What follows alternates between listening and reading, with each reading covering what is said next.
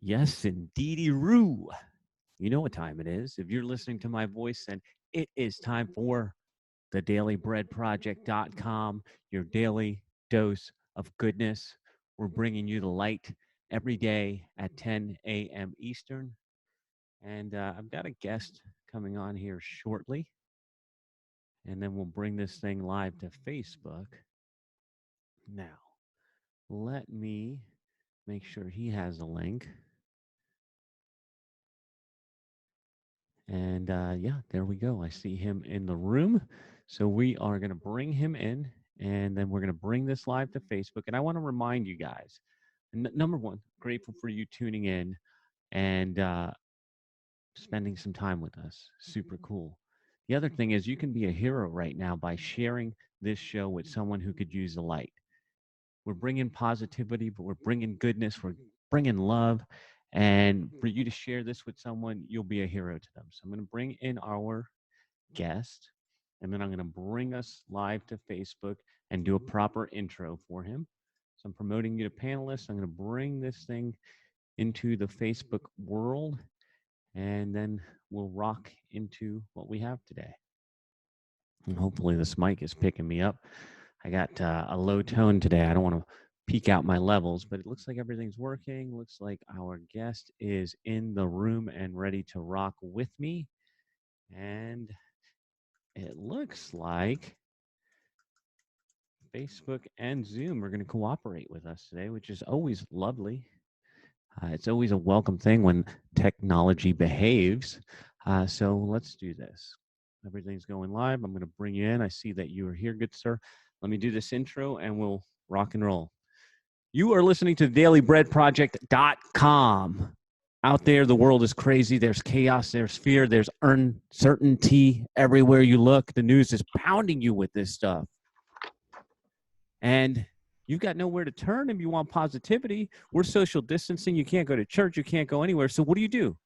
You tune into the dailybreadproject.com at 10 a.m. Eastern daily, and you get a dose of light to disinfect you from all the craziness out there. Now, I can't do this all by myself.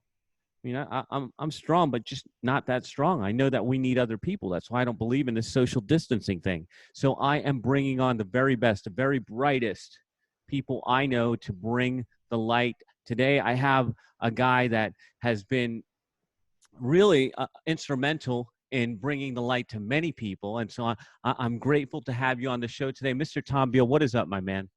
Jonathan, I'm excited to be here and spread some positivity, and it's going to be a fun day. Things are good. Brother, I was half expecting to see you just walking on the beach. I'm like, he's going to walk with us on the beach today. Possible. Yes, sir. So, Mr. Beal, I'm going to give you the rundown and then go right into it with you. And so here is where I want to start. Mm-hmm. We're going to talk about power, positivity, leadership, love, and opportunity. And the first thing I need to know, the first thing we all want to know, where do you draw your power from? Oh, boy, that's a deep question. And I went right to where I draw my power, my heart. And, from my studies, I've learned I am a God among gods, not a God among inferior beings. There's a God within me. And so I don't believe in myself. I believe in the God within me. And if I think about that as the creator of all things lives within me, and that's not exclusive, it's an all-inclusive club. Jonathan's in it, you're in it watching this. And when we can really tap into that, it's kind of the greatest secret in the world, where if you want to hide the best gift, where would you hide it? On the top of a mountain, the bottom of a sea. And we've gone all those places, but where would we look? Right in our heart. So trusting in my intuition, trusting in the guidance that's placed on my heart, and having faith over fear to follow that intuition, to have the boldness to step into it versus suppressing it, which, by the way, I did for many, many years, suppressing the dreams that were on my heart and pushing it down because the world told me this was how I needed to be. The world told me this was the plan for me. And I knew that wasn't my plan, and would suppress my dreams until I had the boldness to say, you know what, screw it. I'm stepping out, following my dreams. And I really don't care what anyone else thinks or says. That's where I find my power. Ooh, Ooh, I got goosebumps already, man. How did you tap into that? Like, because most people will live their life in that fog and do what the world wants them to do. How do you? I mean, it takes nuts to do that. So, how do you break free from that inertia, that weight holding you back? Wow. Well, it took many, many years and decades of studying and trying to figure that out. So, a little backstory: I was born to teenagers, 17-year-old mother, 19-year-old father, which was a miracle I was even born because abortion was legal at the time. And I found out later in my life that both sides of my grandparents were having those discussions about should you even have this baby, right? So I'm not sure how my parents at 17 and 19-year-olds had the wherewithal to not take that peer pressure and allow me to be born. That said, I was born to teenagers. Kids had me, right? They're 17 and 19. You know, I've got an 18-year-old son, and I can't imagine him being a dad yet. He's a great boy, but I was already, my mom was I was 1 year old at his age already, and my dad was close to having me. And so they were kids when they had me. And through that, I grew up around a lot of chaos, a lot of adversity. I grew up around 4 divorces and 6 marriages, went to 9 different schools by 8th grade. So my parents were married and divorced often. I was in a family and out of a family. I was brought in and felt like the Cinderella story. When I watched Cinderella on TV as a child, I lived that life. I was the stepchild, and I saw the other siblings getting the treatment, and I was the one that felt like Cinderella. So growing up, I wanted to be the pleaser. I wanted to please people, which was opposite of what I just shared of where I felt my power. So I was always pleasing, sacrificing myself, pushing my dreams aside to go help others, until there came the epiphany of real living comes when you follow the rules that they tell you on the airplane if the oxygen masks are going to come down.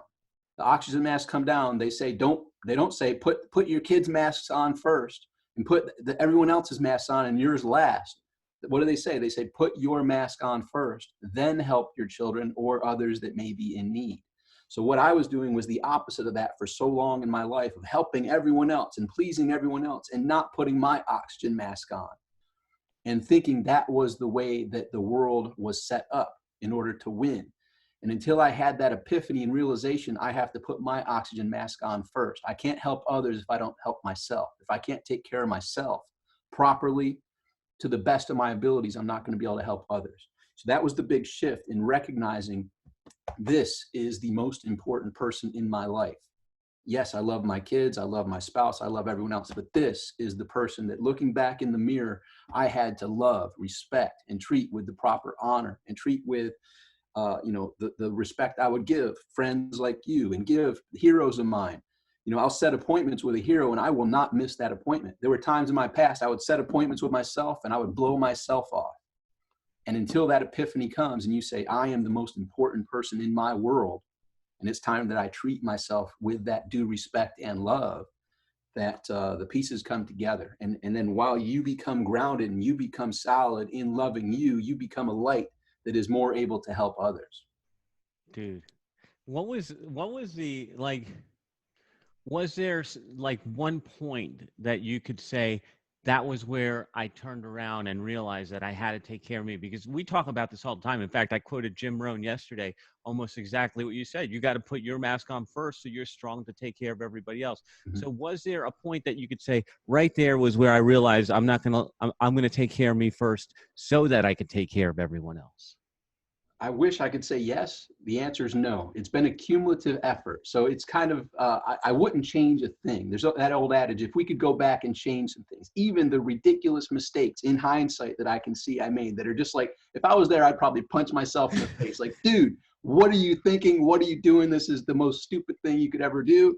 I did it. But I wouldn't want to change everything because everything unfolded perfectly in exactly the way it needed for me to become who I am today. So it was the cumulative, all of my experiences, my thoughts, words, actions led to the epiphany. And by the way, I became a serious student. Seek and you shall find. I was seeking hard. I was reading. I read or heard back in 1990 when I was selling Cutco cutlery. My sales manager was a big Zig Ziglar fan. So I tapped into Zig Ziglar and he changed my heart. He helped me understand just because my past was what it was didn't mean that had to be my future. I could actually set goals and change the path of my life. I never even knew that I had permission to do that. I thought I had to grow up I had to live a life similar to how I grew up. Through Zig, he touched my heart. And that led to me saying, wow, if Zig, who I've never met, I've just read and listened to his audios and watched his videos, could touch my heart in that manner, wouldn't it be great one day if I could share my stories and share my experiences that could touch other people's hearts the way that Zig did mine? I was fortunate enough to spend time with him before he passed. The man is absolutely incredible, had a huge impact on my life. Another person that had a huge impact on my life that I also was able to spend time with was Tony Robbins. And back at that same time, so I got into Zig, and then I got plugged into the Nightingale Conant, Tony Robbins and Brian Tracy and Dennis Waitley and Joe Vitale and on and on and on, all of the major experts. I bought, when I didn't have the money, about $1,000 worth of Nightingale Conant training tapes. So I plugged into Automobile University and drove around as I'm doing my stuff, listening to this stuff, not learning the radio songs, learning the wisdom that would help me unleash the best version of me in the future. So I was a massive, eager seeker. And in that, I found it. So there was really no one point. It was me hearing Tony Robbins say, if you want to know the real secret is leaders are readers. Not all readers are leaders, but all leaders are readers. And if you want to become a leader, read. So I said, okay, if that's all it takes, I'm gonna get into reading. So I read a ridiculous amount of books. I listened to a ridiculous amount of audios, watched a ridiculous number of hours of videos, attended ridiculous number of live events, invested ridiculous numbers of money to find this search. And that's where it came from. So if the one thing, it was having the unquenchable thirst for seeking the answers to the things that I wanted to find answers to.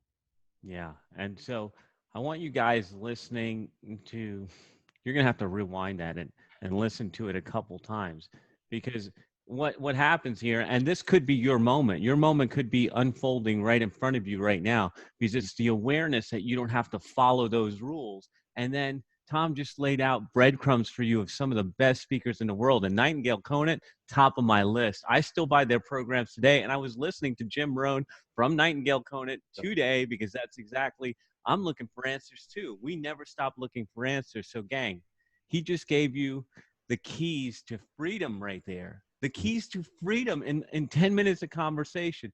Rewind it, listen to it 10 times, and go on that path seeking answers. Let me jump in. Nowadays, we don't have to invest thousands of dollars. I literally have invested hundreds of thousands of dollars traveling around. I was fortunate to meet Jim before he passed as well, and Zig before he passed. I've spent a week in Tony Robbins Island in Mali. I've hung out with my heroes, and funny enough, some of them have turned from heroes to now learning from me as well. It's a yin and yang type of flow.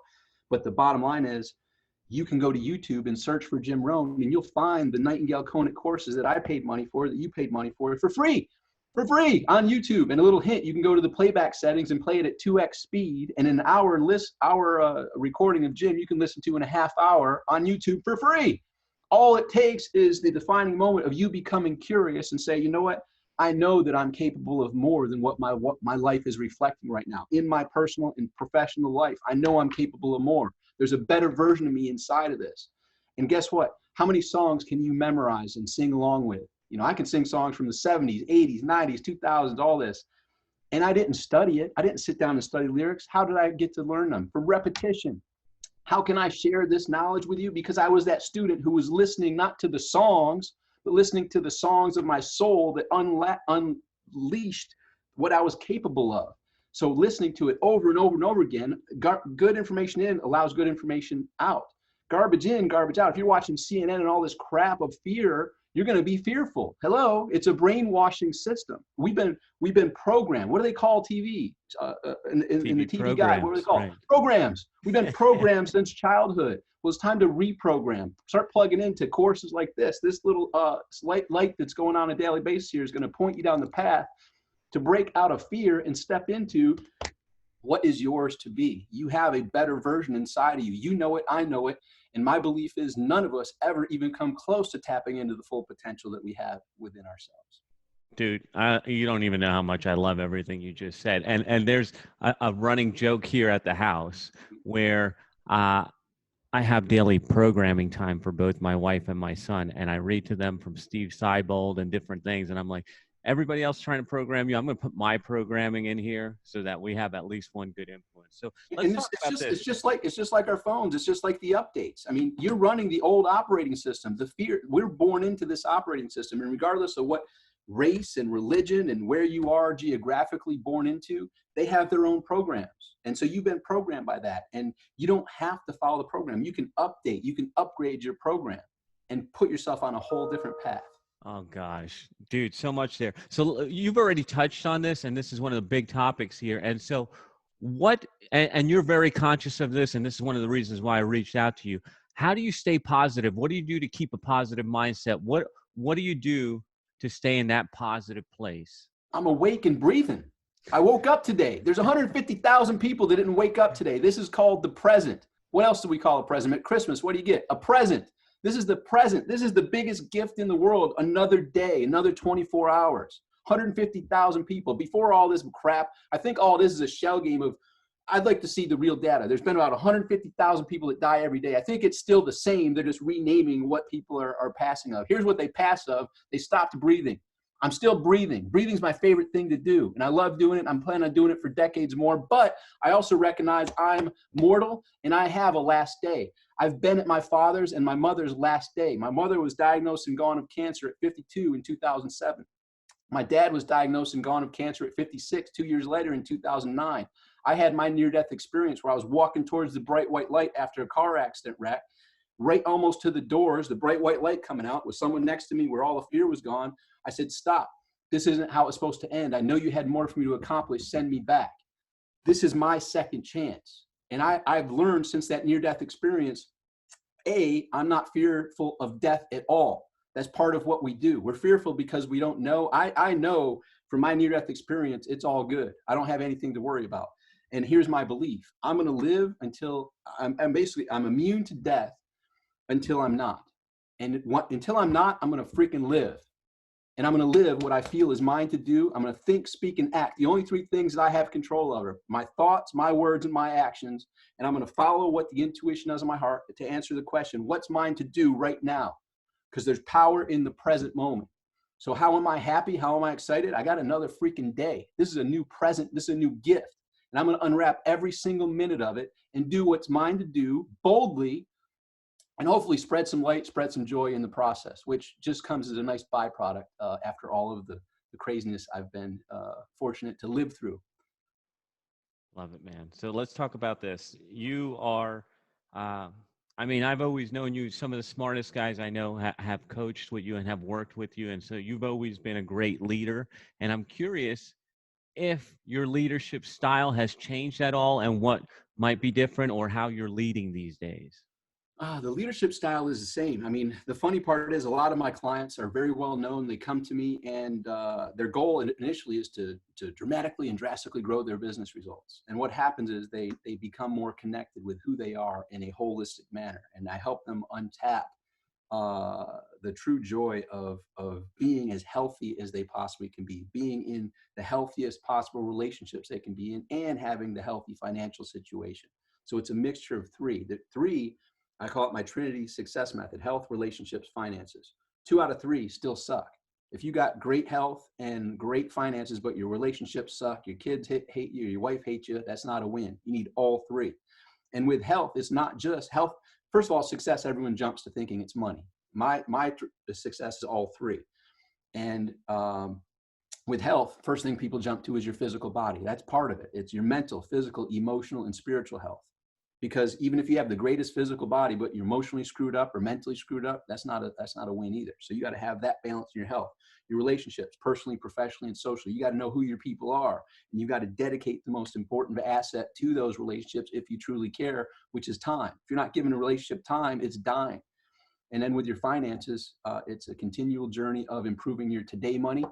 The bills come every 30 days, regardless if there's a pandemic or not. The bills still come. You got to do what you got to do to bring in what you can for the 30 days to remain in the most. I've been on the flip side of that, where there was more month than money. I'm not in the most creative state. You know, it's not the most creative state when you're like, oh crap, that sucks. So you got to do what you do to get your today money squared away, and put the plan in place for your tomorrow money, which are the larger projects beyond 30, 60, 90 days that have a high potential of getting you a nice win. And then you also can tie in contribution. The more you give, the more you get of your time, energy, and resources. I want to just ask you about that because I like that topic of the more you give, the more you get. Now, let me just ask you this, and I think I know the answer, but I want it out there. You don't give just to get, though, do you? No, you give with total detachment of any inkling of receiving anything. It's you do it just because that's what you feel is yours to do. It's not a weight of of the law of like, oh yeah, if I give, there's going to be some. How much ROI am I going to have in that? No, you follow your heart. And sometimes there can be someone asking for money on the street that sometimes you just feel something energetically. Does you know what? Normally I do, but at this time I'm going to pass. No thanks. It's in your power to discern in those moments when you want to give. And finances is one thing, but time, energy, an ear, just giving your time and listening is a great gift to give people in this day and time as well. Let's talk about this, man. This is one of my favorite topics, and I know you come from a place of abundance. We can just feel it oozing off of you right now. So, right now, it's crazy out there, and I'm wondering, what opportunities do you love? What are you seeing that you love? What's on your radar right now? What I love is the fact that people are detaching from external satisfaction and going internal. Like with this time on people's hands and with this lockdown that's worldwide, people are cutting ties with the external, keeping up with the Joneses, keeping up with the Kardashians BS, that thinking that happiness is the money or happiness is the car, or happiness is the house. Happiness is an inner job. It begins with you in the relationship, looking back in the mirror. And from there, how that deepens the relationships that are close to you. So I think this is a perfect time for people to step out of the rat race and step into what's truly important in life.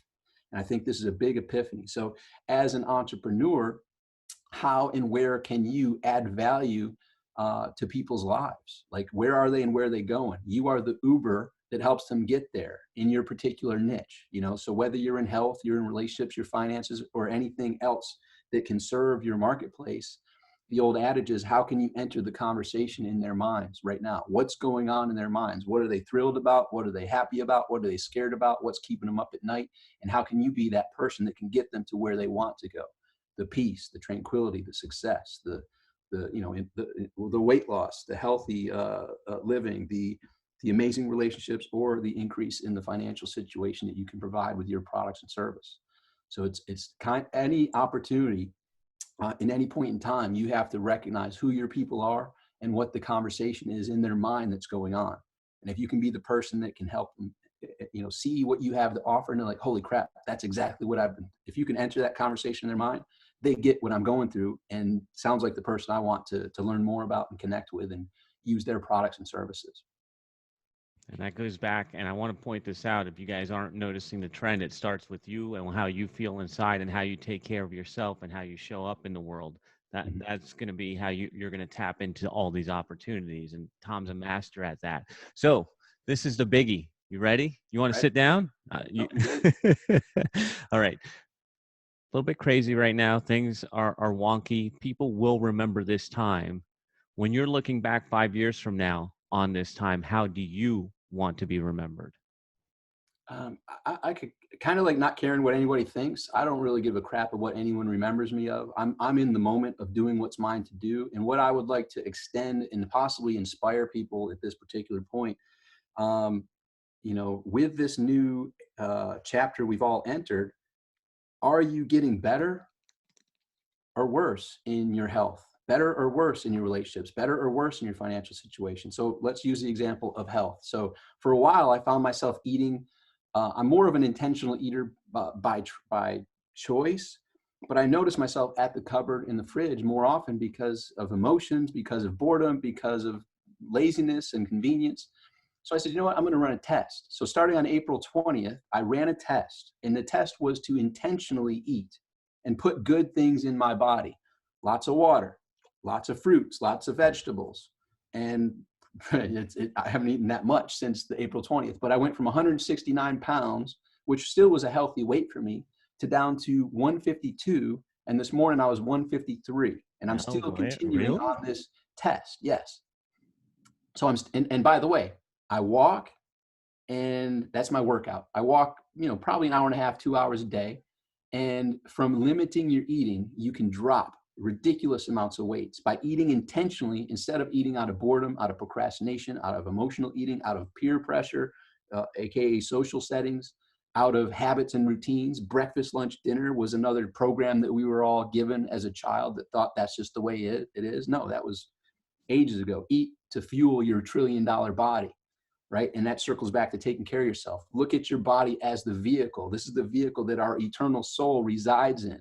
And you have your unique model and make. Mine is a 1972 kick-ass Tom Beal model, right? A lot of people probably wish they had it. Yours is Jonathan. A lot of people wish they had it. You got your model. Guess what? When I got my first car, the 78 Nova that was used, I took good care of that sucker. I washed it, I waxed it, I kept it clean inside. I didn't care that it was, at the time, that was 1990, a 12-year-old vehicle. I didn't care. That was my baby. You got your vehicle, your $1 trillion vehicle. Let me ask you this question. Do you realize you can rent Ferraris and Lamborghinis? Do you realize you can rent private jets that are in the hundreds of thousands, if not millions of dollars, tens of millions of dollars, some of them? You realize you can rent Paul Allen's old yacht, his super yacht that's $1 billion super yacht? You can rent that for roughly $150,000 a day. How much do you think Paul Allen, who passed with about $60 billion, would rent your vehicle for one day? If he's renting his posthumously through his estate at $150,000 a day, how much do you think he would rent your vehicle of your body for one day? The answer is in the billions. The billions. We have the best vehicle in the universe, in the most exciting adventure on this planet Earth in the universe. Now, if you were going to go to Disney World when it opens up, are you going to sit in the corner? I'm not having fun at Disney. Or are you going to go have a blast? Well, here we are in the most exciting place to be in the universe with a vehicle that is $1 trillion vehicle. And if you can't be happy with that, you can't get excited, find a way to be happy and find a way to get excited, because we all have that last breath. It comes sooner than we want. And at the end of my days, I don't want to have regrets. Oh, I wish I would have followed my intuition. I wish I would have followed that dream or that dream or that dream. I've been there with people dying. I want to be able to fist bump people around. We freaking went for it. We had a good time, didn't we? Holy cow. We did. We tore it up. And it reminds me, when I took my kids to Cedar Rapids, we were there when the gate opened, and we were there when they kicked us out at night. And we looked around and we fist bumped each other, and we said, no one had more fun than us today. Like, we maximized it. I got chills thinking of this. Are you going to be able to say that at the end of your life? No one had more fun than me. No one went for it more than me. I left it all on the field. For those that are sports related, that's a sports analogy. If you're out there and you give it your all, whether you win or lose, you gave it your all, and you can look at yourself in the mirror and say, hey, I did my best today. They were a little better today, but watch out next time. Did you give your best in this day, in this week, in this month? So that one example, when I noticed myself on a path, I was like, look, if nothing changes, nothing changes. I don't want at the end of this thing to be fatter and less, more I want to be more confident and more fit. So I got to change this trajectory, because if it doesn't change, I'm leading towards a path I'm not liking. I need to change it. And now I'm on a path to being the healthiest. And with the physical weight, that's a great external thing. But internally, I'm now more intentional, yes, in my eating, but that seeps into every other aspect of my life. You lead a life intentionally. You now tap into one of the other secrets. Now you're living a life by design as the architect of your universe, versus by default of everyone else's rules and telling you, here's how you need to be, or you can't say this, or you can't do that, or you can't be that. Screw you. I'm doing this. I don't give a crap. So I don't care what anyone thinks of me years from now or decades. I used to think a lot, like when I was growing up, man, there should be a museum for me when I'm done. I could give a crap what anybody thinks. Hopefully someone will say, hey, yeah, I crossed paths with Tom, and that son of a gun, he's figured some things out, and he helped me figure some things out, and forever grateful for that. Man, I'm forever grateful that you agreed to be on the show with me today, brother. You left it on the field. Oh boy. How I play, baby. That's how I play. Oh man. All right. So, Tom, let's. When people are looking for you, Tom Beal, where can they find you? You Google me, you'll find a huge amount of stuff. But if you can go to youtube.com/Tom Beal. I'm giving away. You said in this opportunity, I have courses that are for sale. I have interviews that are for sale. I'm giving away everything, all of my courses, all of my interviews for free in this time, that they can go learn at youtube.com/Tom Beal, figure it out. But I also, if you go to tombeal.com/present, you'll go to all those courses. They have price tags next to them. It's in the thousands of dollars. The price tags are there, but if you click on all of them, they're free except the one, which is severely discounted. So go to tombeal.com/present, get the life-changing, the dot connecting interviews and courses that I have there that normally sell for thousands that can get you on a great path for free. All right. So this is where I say, Tom, thank you for bringing the light. That's leadership in good and hard times. You brought it today. You left it all on the field, and I appreciate you more than you know, brother. Thank you for being on the show. Gang, go to YouTube, look up Tom Beal or tombeal.com/present to get a bunch of presents in the present. Yes. I specifically named it that for that. The power in the Perfect. present. Yep. That's right. I love it, man. I feel it. I feel it, man. So you have been listening to the dailybreadproject.com. We're coming at you live every weekday, 10 a.m. Eastern, the dailybreadproject.com, bringing you the light. This has been Mr. Tom Beal. Go look him up. Go get some. Thank you guys for tuning in. And if you got something out of this episode, which I know you did, share this with someone. We love you guys. Thank you, Tom. Thank you.